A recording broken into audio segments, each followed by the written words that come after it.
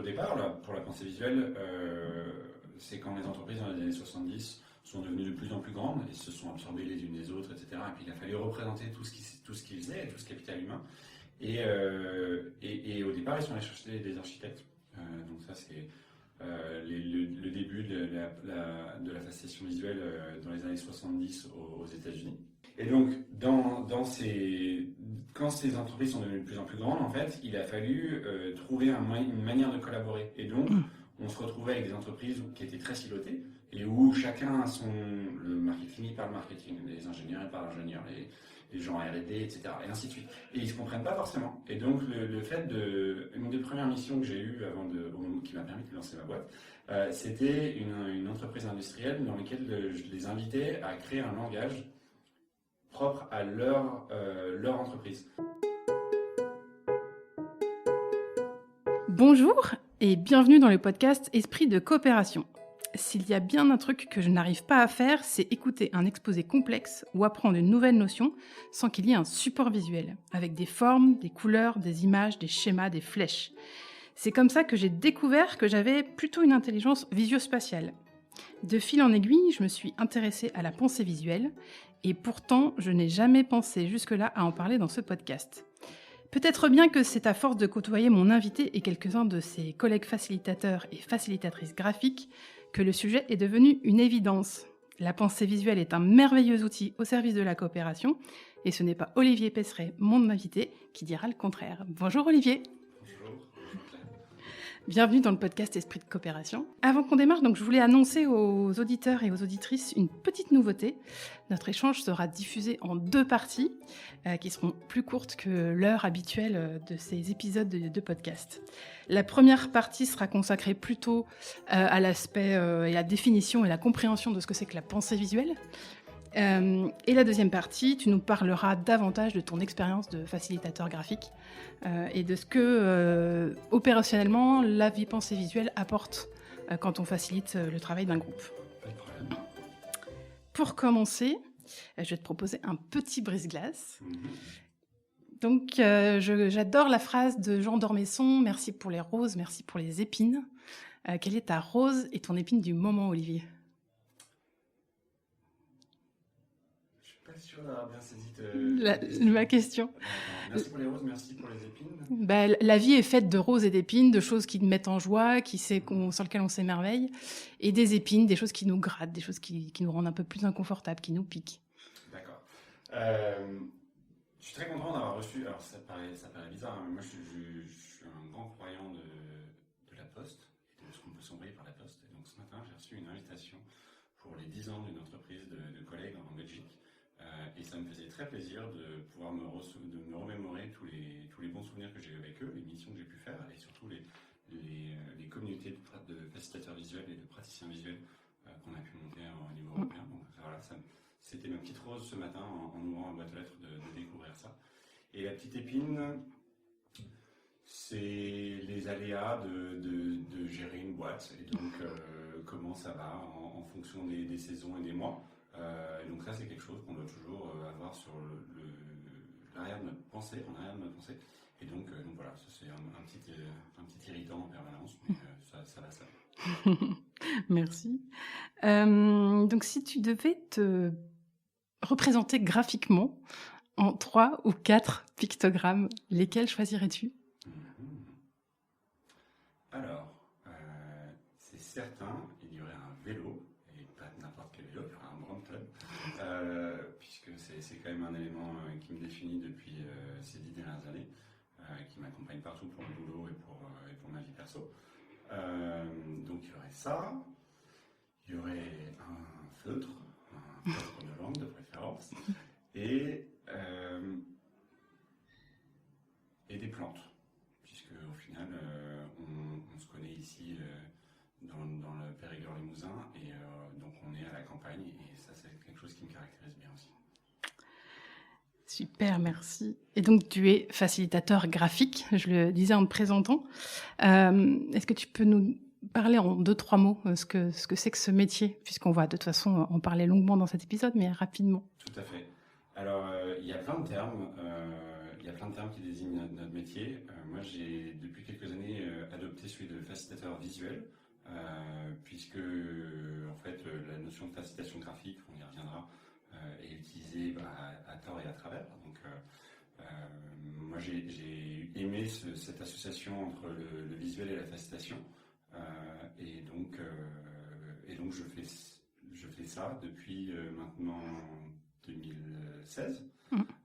Et après avoir découvert la pensée visuelle, et donc moi j'ai découvert la pensée visuelle en 2013 en faisant un MBA à l'école des ponts, et pendant lequel on avait fait un voyage à San Francisco. On allait voir plein de startups et on allait voir notamment l'ID School à Stanford qui enseigne l'innovation centrée utilisateur, autrement appelé le design thinking. Et donc dans le design thinking, il faut créer du lien entre tous ces équipes pluridisciplinaires, et le lien c'est le visuel. Et donc là, c'était un déclic et je me suis dit, ça c'est clairement quelque chose que j'ai envie de poursuivre. Et donc effectivement, on verra un peu plus tard dans notre échange comment effectivement le visuel peut aider à travailler en équipe. Oui. Justement, quand on parle de pensée visuelle, c'est un énorme champ. En fait, il y a plein de choses qui rentrent dedans. Si tu devais, là je vais te challenger un petit peu, si tu devais expliquer la pensée visuelle à un enfant de 8 ans, bien sûr, tu lui dirais quoi? C'est une super question, parce qu'en fait, à 8 ans, même 7 ans souvent, les enfants ont tendance à un petit peu arrêter de dessiner. Et donc, c'est un moment, c'est un âge où en fait, on a encore développé et créé des mondes intérieurs fantastiques par le visuel et par le dessin. Donc moi, je n'ai pas d'enfants, mais j'ai plein de neveux. J'ai passé beaucoup de temps à regarder leurs dessins et à parler avec eux quand ils étaient plus petits. Et donc, la pensée visuelle, c'est comment est-ce qu'on est capable de dessiner et de représenter tout ce qu'on veut, tout ce qui nous entoure, pour pouvoir le présenter à l'autre et avoir un échange. Et donc la pensée visuelle, c'est comment est-ce qu'on va pouvoir communiquer, faire passer un message visuellement. Et donc ça passe par le dessin, ça passe par la couleur, ça passe par la gestion de l'information sur une page, aussi bien par les mots.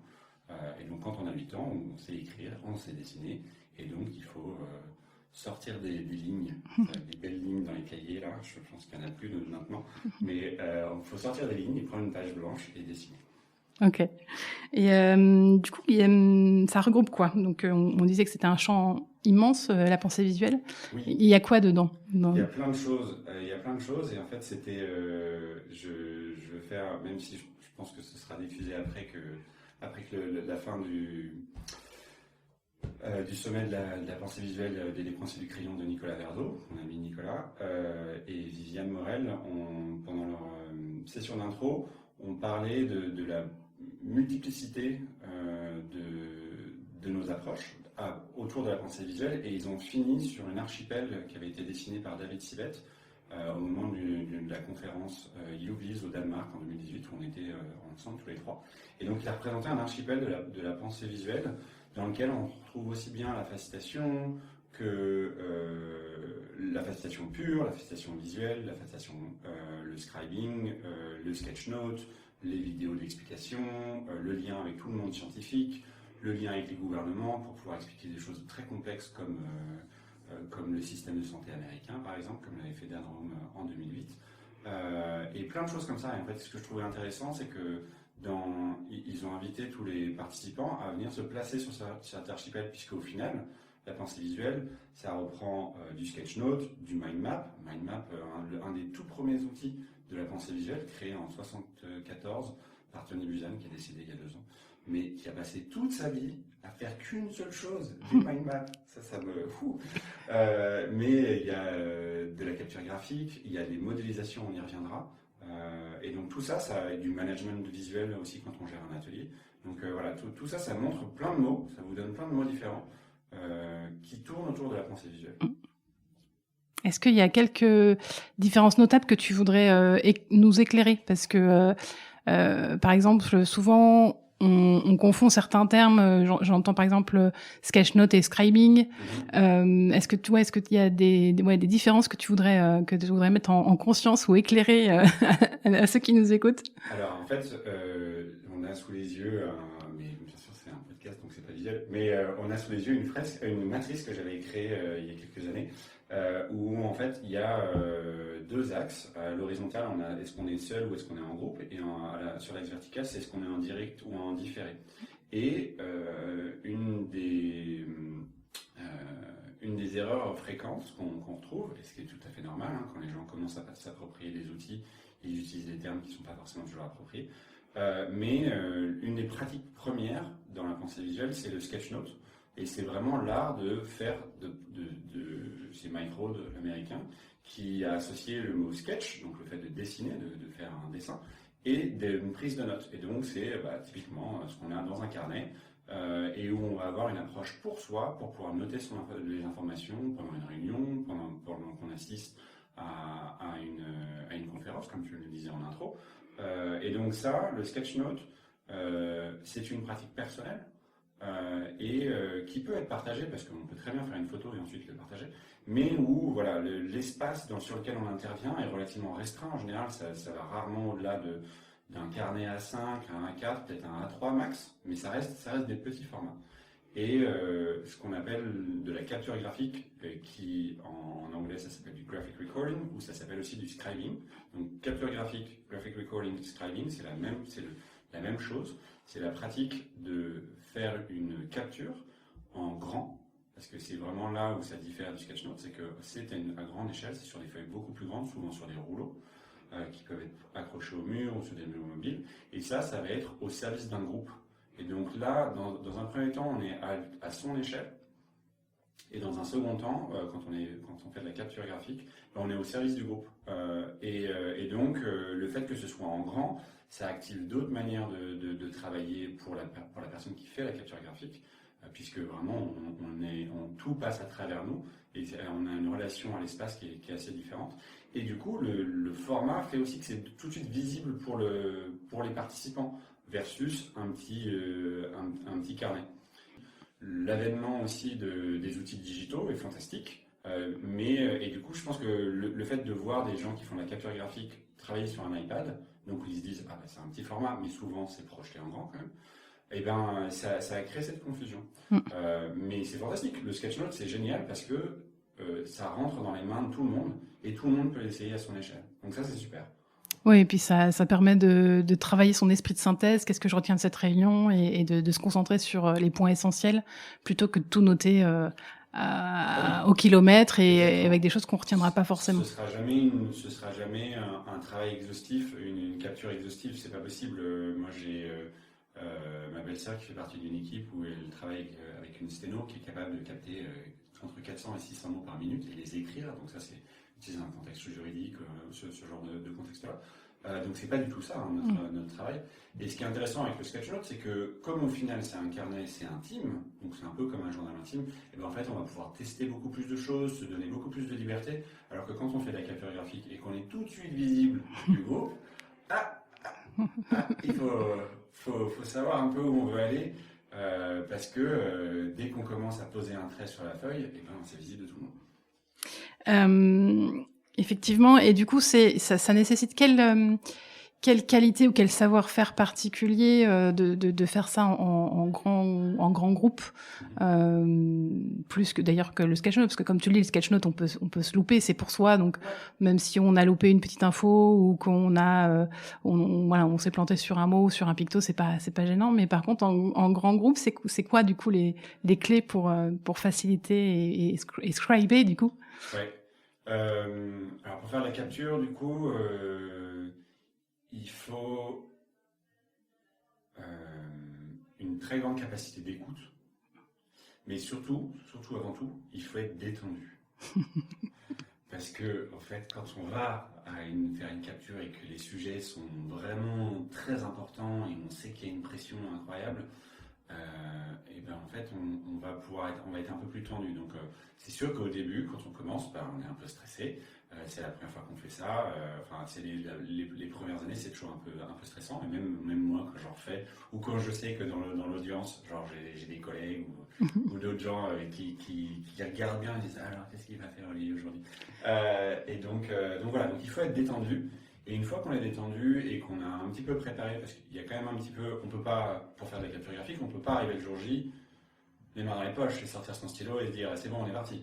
Donc il y a quand même eu des réunions avant pour savoir les sujets du jour, pour savoir quel est l'objectif, qu'est-ce qu'on va faire après avec cette capture, et donc qui va le voir et dans quel contexte. Et donc ça a un impact aussi sur la manière dont on va capter. Et là, on laisse plein de styles visibles au final, parce qu'il y a des gens qui viennent dans la pensée visuelle, il y a des gens qui viennent du milieu de l'illustration, donc ils vont avoir beaucoup plus de dessins, il y a des gens qui viennent du monde du graphisme, avec toute la gestion des belles typographies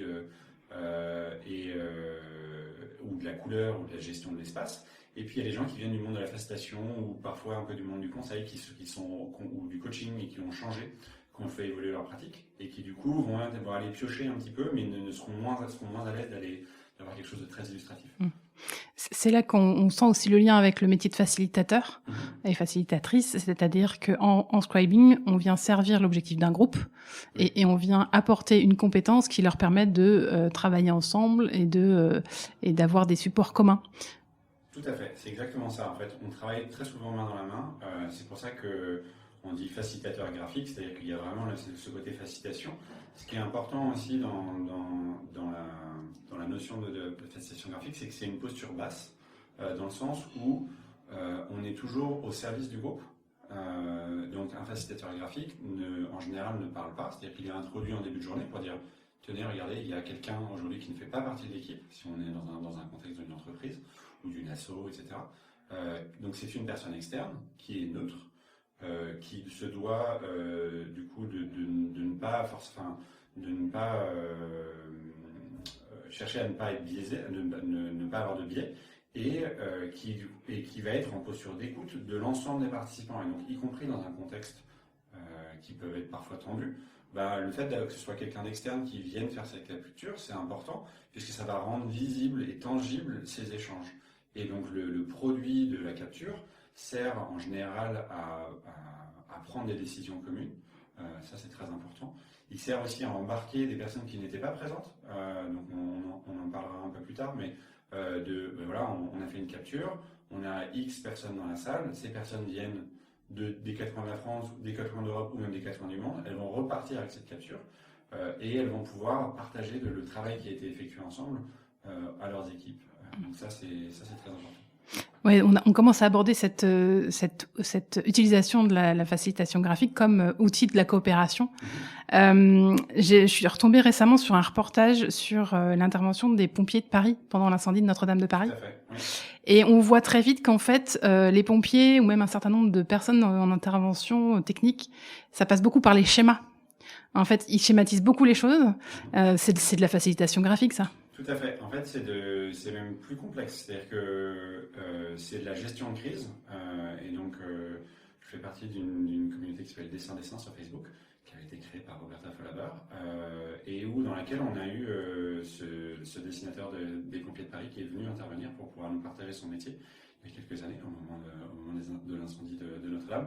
Et j'ai d'autres collègues aux États-Unis et au Canada qui sont formés là-dedans. Et du coup, c'est comment est-ce qu'on est capable de dessiner, mais c'est du schéma, mais c'est quand même assez précis, pour pouvoir prendre très très très très rapidement des décisions avec un contexte de crise, que ce soit un incendie, que ce soit quel qu'il soit d'ailleurs. Et donc ça, c'est une sous-catégorie de la pensée visuelle, tout à fait. Mais si on est capable de le faire en gestion de crise, on est capable de le faire en gestion, on va dire, normale, opérationnelle d'une équipe normale. Tout à fait. Et qu'est-ce que ça apporte, du coup? T'as commencé à en parler, mais qu'est-ce que ça apporte dans une équipe d'avoir un support visuel pour parler des sujets Alors, ce qui est particulièrement intéressant avec la pensée visuelle, c'est que ça permet de prendre de la hauteur, souvent. Et donc, on va avoir le fait d'avoir quelqu'un qui est dédié, quand il y a quelqu'un en posture de capture graphique, quelqu'un qui est dédié à l'écoute du groupe, c'est hyper important parce que le groupe il passe son temps à parler, il passe son temps à écouter des présentations ou à travailler en sous-groupe, etc. et à partager tout ça, mais ça reste à l'échelle du mot. Et donc le problème c'est qu'on a tous un niveau d'attention à l'ordre d'un poisson rouge, faut pas se leurrer. Et donc là on a quelqu'un qui est uniquement dédié à capter ce qui se passe et à le représenter. Et donc le fait de faire des liens régulièrement pendant un atelier ou pendant un séminaire, ou même sur l'échelle de plusieurs mois, de se référer aux différentes captures graphiques qui ont été faites, ça permet de voir le chemin qui a été parcouru. Ça permet de commencer à tisser des liens entre des sujets qui peuvent être parfois très complexes. Donc je pense notamment à de la modélisation, on en parlera un peu plus tard. Mais du coup, voilà, ça permet de représenter le contexte dans lequel les gens travaillent, de représenter les différences de point de vue qu'il peut y avoir, et éclairés de cette capture graphique, ils vont pouvoir prendre une décision ensemble. Il y a quelque chose de l'ordre du langage, en fait, avec nos mots. Souvent, pour un même mot, les personnes ont des représentations différentes, alors qu'un carré, ça reste un carré, et la représentation est la même, quoi. Il y a de ça aussi dans la facilitation graphique, c'est que du coup, ça crée un langage un peu plus universel, peut-être. C'est exactement ça, en fait. C'est parce que les entreprises sont, au départ, là, pour la pensée visuelle, c'est quand les entreprises, dans les années 70, sont devenues de plus en plus grandes et se sont absorbées les unes des autres, etc. Et puis il a fallu représenter tout ce qu'ils faisaient, tout ce capital humain. Et au départ, ils sont allés chercher des architectes. Donc ça, c'est le début de la facilitation visuelle dans les années 70 aux États-Unis. Et donc, quand ces entreprises sont devenues de plus en plus grandes, en fait, il a fallu trouver une manière de collaborer. Et donc, on se retrouvait avec des entreprises qui étaient très silotées et où chacun a le marketing, il parle marketing, les ingénieurs, ils parlent ingénieurs, les gens R&D, etc. Et ainsi de suite. Et ils ne se comprennent pas forcément. Et donc, le fait une des premières missions que j'ai eues qui m'a permis de lancer ma boîte, c'était une entreprise industrielle dans laquelle je les invitais à créer un langage propre à leur entreprise. Parce qu'ils étaient à cheval sur plein de pays. Ils avaient des centres de recherche et développement dans 5 pays différents. Et ils passaient aux méthodes agiles. Et donc, je leur ai dit, moi, c'était un ami qui s'occupait de ça. Et donc, je lui ai dit, demande à tes coachs agiles de vous créer un langage visuel. Puisque c'est ça qu'il vous faut. Et si vous avez une perte de qualité de l'information au moment des échanges, puisque tout le monde ne parle pas forcément bien anglais ou les termes n'ont pas la même chose, créer et puis il m'a dit, mais je vois pas, ils ne savent pas, là, mes consultants, ils savent pas que tu parles, donc tu vas venir. Et ça, c'est ma première mission qui m'a permis de comprendre que je pouvais être facilitateur visuel et que c'était un métier à part entière. Ouais, et du coup, c'est... Est-ce que d'un pays à l'autre, il y a des codes graphiques qui diffèrent? Est-ce que toi, tu as perçu ça aussi dans ton expérience ou pas? Oui, c'est très important. C'est pour ça que je le disais tout à l'heure, c'est que c'est très important de voir la capture graphique, la modélisation. Quoi que vous fassiez avec du visuel, c'est très important de savoir qui va le voir. Et ce matin, on voyait justement sur LinkedIn des gens qui travaillent en FALC, le français facile à lire et à comprendre. Et ben en fait, en fonction du contexte, c'est hyper important de voir qui va regarder. Qui va regarder, et en fonction de qui va regarder, on va devoir adapter son visuel, on va devoir adapter c'est tout ce qui va dedans en fait. Et moi je me suis retrouvé à faire une mission au Burkina Faso en 2017 pour aider une ONG à faire des projets avec des villageois dans le désert. Et j'y suis allé pour 5 jours. Et en fait, moi, mon stress, c'était qu'il fallait qu'à la fin, je devais faire des modélisations. Et il fallait que mes modélisations soient comprises par les gens de ces différentes régions du Burkina. Et donc, à un moment donné, il était question de dessiner la richesse, qu'est-ce qu'ils allaient pouvoir faire une fois que ce projet était en place. Et donc, il y a un chef de village qui vient me voir et qui me dit, nous, avec cet argent, on va pouvoir acheter des tapis. Je fais très bien, à quoi ça ressemble? Et donc, il commence à me décrire un tapis, et puis là, pendant que j'étais en train de le dessiner, il y en a un autre qui arrive et fait, non, les tapis chez moi, ils sont pas comme ça. Et donc, du coup, dans cette capture, pour eux, et ben en fait, je me suis retrouvé à dessiner différents éléments, puisqu'ils allaient être compris de différentes manières selon les régions du pays. Donc, comment est-ce qu'on dessine les choses est fortement lié à qui va le regarder. Tu parlais tout à l'heure aussi dans la pensée visuelle du management visuel. Donc ça, c'est pas forcément du scribing parce que c'est pas forcément ce qu'on va faire en grande conférence. Ça peut être utilisé au quotidien aussi par les équipes pour mieux se comprendre. Est-ce que tu peux nous en dire un peu plus ce que c'est que le management visuel et comment on peut s'en emparer Le management visuel, c'est utilisé avec une technique qui s'appelle Obeya et iObeya pour la version digitale. Et en fait, c'est des pièces dans des équipes projets dans lesquelles ils vont retrouver toutes les informations du projet. Et donc, ils vont pouvoir retrouver sur les murs des parties prenantes, là où ils en sont, s'ils sont en train de... Quel retour de test ils peuvent avoir, etc. Et donc, en fait, ce qui est intéressant, et c'est souvent le cas en tant que facilitateur visuel, c'est qu'on demande les salles le plus grandes possible avec 0 mobilier et la possibilité d'afficher sur tous les murs. Parce que très rapidement, en l'espace d'une journée ou de 2 jours, les murs sont pleins. Et la raison pour laquelle on bosse sur papier, c'est qu'il y a juste à lever les yeux et à regarder les murs. Versus, c'est sur un ordi, il faut aller trouver le bon dossier, de machin, du truc, du board mural, hop, et puis j'ai plus de batterie. Et ben en fait, nous, on crée des pièces. Et donc cette notion de management visuel, c'est comment est-ce qu'on peut gérer l'information au fur et à mesure d'un projet et qu'elle soit visible de tous parce qu'elle est tangible, elle est accrochée au mur, quoi. Ouais. Et c'est un rappel aussi en passant devant tous les jours, c'est ce genre de choses. Exactement. Et puis du coup, c'est accessible à tous. C'est-à-dire que même le stagiaire qui est là pour 6 mois, quand il arrive dans cette pièce et quand il intègre, il a déjà vu sur tout ce qui a été fait, sur le parcours, et du coup, c'est vraiment un outil aussi d'intégration, d'inclusion en fait dans les collectifs d'avoir ces supports-là. Ouais, tout à fait. En fait, ça pourrait paraître un peu intimidant au départ parce que quand on rentre dans une pièce où typiquement nous quand on finit une journée et qu'il y a d'autres collègues qui n'étaient pas dans le séminaire qui viennent et qui regardent les murs, ils font mais c'est normal en fait. Et après, toute l'information est bien codifiée, c'est-à-dire qu'il y a des grands titres, tout est codifié d'un point de vue couleur.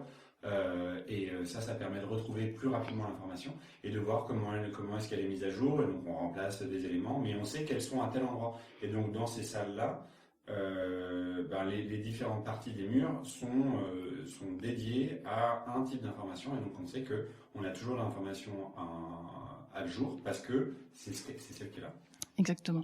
La pensée visuelle, c'est pas uniquement réservé aux entreprises, parce que là on parle beaucoup entreprises, éventuellement sapeurs-pompiers de Paris, mais en fait ça fait partie de notre quotidien sans qu'on ait vraiment qu'on en ait conscience, quoi, parce que en fait des schémas, des pictos, des graphiques, il y en a tout le temps partout, et puis on peut même les utiliser.